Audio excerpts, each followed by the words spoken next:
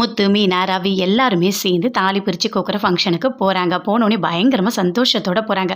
அப்படியே விஜயா போகிறாங்க. அதுக்குள்ளே மேலேருந்து அப்படியே பார்க்குறாங்க. அங்கேருந்து வராங்க. சுருதியோட அம்மா அப்பா 2 பேருமே வாங்க வாங்க சம்மந்தி வாங்க வாங்க அப்படின்னு சொல்லிட்டு உள்ளே கூப்பிடுறாங்க. எல்லாருமே உள்ளே போகிறாங்க. வாங்க எப்படி இருக்கீங்க அப்படின்னு சொல்லிட்டு அண்ணாமலையை கேட்குறாரு சுருதியோட அப்பா. அப்படியே அண்ணாமலை பார்க்குறாரு. நல்லா இருக்கேன் அப்படின்னு சொல்கிறாரு. சரி போங்க போங்க போய் உட்காருங்க போங்க அப்படின்னு சொல்கிறாங்க. அதுக்கப்புறம் முத்து, மீனா 2 பேருமே வராங்க. முத்து அப்படியே பயங்கர கோவத்தோடு வராரு. சுருதியோட அப்பா அப்படியே பார்க்குறாரு. வாங்க வாங்க அப்படின்னு சொல்லிட்டு கூப்பிடுறாங்க. அப்படியே கையெடுத்து கும்பிடுறாரு. ஏங்க நீங்கள் இப்படிலாம் பண்ணுறீங்க அப்படின்னு சொல்லிட்டு மீனா கேட்குறாங்க. இங்கே பாருங்கள், இதெல்லாம் பண்ணிகிட்ருக்காதீங்க அப்படின்னு சொல்லிட்டு. அதெல்லாம் ஒன்றும் இல்லை, நான் இப்போ என்ன உனக்கு பேசக்கூடாது அவ்வளோதானே, நான் பேச போகிறதில்ல அப்படின்னு சொல்லிட்டு அப்படியே அமைதியாக வராரு. வந்து அப்படியே உட்கார்றாரு. உட்காந்துட்டு மீனா பக்கத்தில் உட்காந்துட்ருக்காங்க. அப்படியே பார்க்குறாங்க. ஏன் என்கிட்ட கூட நீங்கள் பேச மாட்டிங்களா என்ன அப்படின்னு சொல்லிட்டு மீனா கேட்குறாங்க. பேச மாட்டேன் அப்படின்னு சொல்லிட்டு அப்படியே தலையை மட்டும் ஆட்டுறாரு. அப்படியே ரவி வராரு. என்ன பண்ணிகிட்ருக்கீங்க அப்படின்னு சொல்லிட்டு கேட்குறாரு. அமைதியாக தான் இருக்கும் அப்படின்னு சொல்கிறாரு. என்ன அண்ணன் எதுவுமே பேச மாட்டாரா, என்ன ஆச்சு அண்ணனுக்கு அப்படின்னு சொல்லிட்டு ரவி கேட்குறாரு. அதெல்லாம் ஒன்றும் இல்லை, அவர் யார்கிட்டையும் பேச மாட்டாராம். சரி சரி நான் போகிறேன் அப்படின்னு சொல்லிட்டு அங்கேருந்து ரவி போகிறாரு. அண்ணாமலை கீழே போகிறாரு. போயிட்டு அவங்க ஃப்ரெண்டு வராங்களான்னு சொல்லிட்டு பார்க்குறாரு. அதுக்குள்ளே பரம்பு வர வா வா அப்படின்னு சொல்லிட்டு கூட்டிகிட்டு போகிறாரு. என்ன ஃபங்க்ஷன் ஆரம்பிச்சிட்டாங்களா, இல்லைப்பா நாங்களே இப்போ தான் வந்தோம் வாப்பா அப்படின்னு சொல்லிட்டு கூட்டிகிட்டு போகிறாரு. போயிட்டு உட்கார்றாரு. அப்போ கரெக்டாக சுருதியோட அப்பா அப்படியே பார்க்குறாரு. அவர் ஒருத்தரை கூட்டிகிட்டு வந்து அப்படியே அண்ணாமலை பக்கத்தில் உட்கார வைக்கிறாரு. அப்போ சொல்கிறார், என்னாச்சு இவர் இன்னும் திருந்தவே இல்லையா அப்படின்னு சொல்லிட்டு அண்ணாமலையோட ஃப்ரெண்டு கேட்குறாரு. அவர் பார்த்தா திருந்தினா மாதிரி எனக்கு தெரியல அப்படின்னு சொல்லிட்டு அண்ணாமலை சொல்கிறாரு சுருதியோட அப்பாவை. அவங்க சுருதியோட அப்பா கூட்டிகிட்டு வந்தவர் அப்படியே கால் அப்படியே மேலே படுற மாதிரி உட்கார்றாரு. வாப்பா எழுந்துக்கலாம், தள்ளி போய் உட்காரலாம் வா அப்படின்னு சொல்லிட்டு அண்ணாமலை அவங்க ஃப்ரெண்டு 2 பேருமே போகிறாங்க. ஏன்பா நீ தள்ளி போகணும், அவங்க 8 உதைப்பாங்க நீ தள்ளி போகணுமா அப்படின்னு சொல்கிறாரு. சரி விடு, இங்கே பிரச்சனை எதுவும் பண்ண வேண்டாம், அவங்க அப்படி தான் வேணும்னு பண்ணுறாங்க நமக்கு தெரியுது, நாம தான்ப்பா ஒதுங்கி போகணும் அப்படின்னு அண்ணாமலை சொல்கிறாரு. அதெல்லாம் ஒதுங்கி போக முடியாது, அவங்க செஞ்ச தப்பு தானே அப்படின்னு சொல்லிட்டு பயங்கரமாக பரம கோவப்படுறாரு. ரோகிணி உள்ளே வராங்க. அப்போ அவங்க ஃப்ரெண்டை பார்த்தோன்னே வா வா சீக்கிரம் வா அப்படின்னு சொல்லிட்டு அப்படியே ரூமுக்கு கூட்டிகிட்டு போகிறாங்க. என்னடி எல்லாம் ஏற்படும் கரெக்டாக பண்ணிட்டியா அப்படின்னு சொல்லிட்டு ரோகிணி கேட்குறாங்க. பண்ணிட்டேன், அந்த பாண்டி வரேன்னு சொல்லியிருக்கான், அவன் எல்லாமே கரெக்டாக பண்ணிவிடுவான் அப்படின்னு சொல்கிறாங்க அவங்க ஃப்ரெண்டு. ஓ அப்படியா, சரி நல்லபடியாக பண்ணணும். இல்லை முத்து உண்மையிலேயே பிரச்சனை பண்ணுவானா அப்படின்னு சொல்லிட்டு அவங்க ஃப்ரெண்டு கேட்குறாங்க. அதெல்லாம் நல்லவனாக இருக்க வரைக்கும் நல்லவனாக தான் இருப்பான், ஆனால் அவன் குடித்தானா அந்த முத்து கண்டிப்பாக பிரச்சனை பண்ணுவார், அதனால் ஒரு பிரச்சனையும் இல்லை அப்படின்னு சொல்லிட்டு ரோகிணி சொல்கிறாங்க.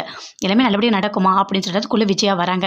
வந்தவொடனே ரோகிணிகிட்ட சொல்கிறாங்க, எங்கே உங்கள் அப்பாவை இன்னும் காணும் அப்படின்னு சொல்லிட்டு ஃபோன் பண்ணு அப்படின்னு சொல்கிறாங்க. ஃபோன் பண்ணுறாங்க. இல்லை இன்னும் ஃப்ளைட்டு கொஞ்சம் லேட் ஆகுமா. ஆமாம் பின்ன ஃப்ளைட்டில் வரங்கள லேட்டாக தான் ஆகும், உடனே எப்படி வர முடியும், நம்ம ஊர் பஸ்ஸுக்கே உடனே வர முடியாது அப்படின்னு சொல்லிட்டு பார்வதி சொல்கிறாங்க. அதை கேட்டோன்னே என்ன தான் சொல்கிறியோ, உங்கள் அப்பா இன்றைக்கி வந்தே ஆகணும், இல்லை எனக்கு வர கோவத்துக்கு என்ன பண்ணுவேன்னு எனக்கு தெரியாது அப்படின்னு சொல்லிட்டு பயங்கரமாக விஜயா கோவப்படுறாங்க. இல்லை அப்பா வந்துருவார் அப்படின்னு சொல்கிறாங்க. சரி நான் போகிறேன், சீக்கிரம் ரெடியாகி. என்ன இவ்வளோ நேரம் ரெடியாகவே இல்லை, எப்போ புடவெல்லாம் கட்டுறது அப்படின்னு சொல்கிறாங்க. இல்லை நான் சீக்கிரமாக பண்ணுறேன். இல்லைம்மா டைம் ஆகும்ல, சீக்கிரம் கிளம்பு போ அப்படின்னு சொல்லிட்டு பார்வதி விஜயா 2 பேரும் சொல்லிட்டு கீழே போகிறாங்க. என்ன இவங்க பார்த்தியா, என்னடி இவ்வளோ ரூடாக பேசுகிறாங்க, இவங்கெல்லாம் இப்படி பேசுகிறவங்களே இல்லையே இப்படி பேசுகிறாங்க அப்படின்னு சொல்லிட்டு அவங்க ஃப்ரெண்டு சொல்கிறாங்க. ஆமாம் நான் தான் சொன்னேன்ல, அன்றைக்கே என்னை ரொம்ப மிரட்டிட்டாங்க தெரியுமா, எங்கள் அப்பா வரலாம் என்னை ஒரு வழி பண்ணிவிடுவாங்க அப்படின்னு சொல்லிட்டு ரோகிணி சொல்கிறாங்க. எப்படியாவது இந்த பிரச்சனையை சரி பண்ணணும், முத்து கண்டிப்பாக பிரச்சனை பண்ணணும், பிரச்சனை பண்ணால் இவங்க இந்த மறந்துடுவாங்க அப்படின்னு சொல்லிட்டு ரோகிணி யோசிச்சுட்ருக்காங்க. முத்து அமைதியாக உட்காந்துட்ருக்காரு. மீனா கூட உட்காந்துட்ருக்காரு. என்னங்க என்கிட்ட கூட நீங்கள் பேச மாட்டீங்களா, யார்கிட்டையுமே பேச மாட்டேன் அப்படின்னு சொல்லிட்டு தலையாட்டுறாரு. சரி அப்படின்னு சொல்லிட்டு மீனா அப்படியே எல்லாருமே அந்த ஃபங்க்ஷனை பார்த்துட்ருக்காங்க.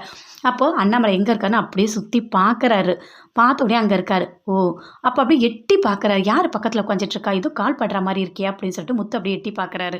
சுருதியோட அம்மா சொல்கிறாங்க, எல்லா ஏற்பாடும் கரெக்டாக பண்ணிட்டீங்களா ஏட்டா அப்படின்னு சொல்லிட்டு அவர்கிட்ட கேட்குறாங்க.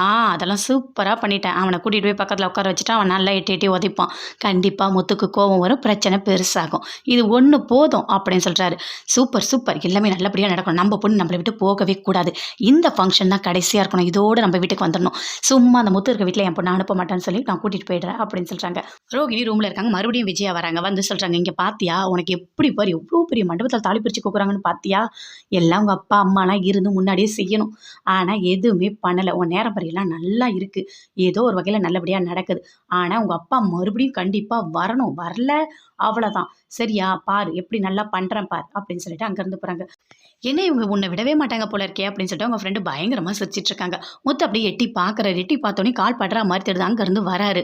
வந்துட்டு என்ன பண்ணிட்டு இருக்கா அப்படின்னு சொல்லிட்டு தவடியிலே ஒன்று அடிக்கிறாரு. அடிச்சிட்டோன்னே அப்படியே எல்லாரும் பார்க்குறாங்க. அதெல்லாம் எதுவும் பண்ணாத, அமைதியாக இருடா அப்படின்னு சொல்லிட்டு அண்ணாமலை சொல்கிறார். என்னப்பா என்ன பேசிகிட்டு இருக்க, நான் அமைதியாக தானே வந்து இருந்தேன், இங்கே என்னென்ன பண்ணிட்டு இருக்காங்கன்னு என்ன பார்த்துட்டு தானே பார்க்க, அப்படி கால் மேலே படுற அளவுக்கு உட்காருவாங்களே, எவ்வளோ திமிரு இருக்கும் இவனுக்கு அப்படின்னு சொல்லிட்டு பயங்கரமாக முத்து கோவப்படுறாரு. மீனா முத்துவை சமாதானப்படுத்துறாங்க. முத்து அப்படியே பயங்கர கோவத்தோட பார்க்குறாரு.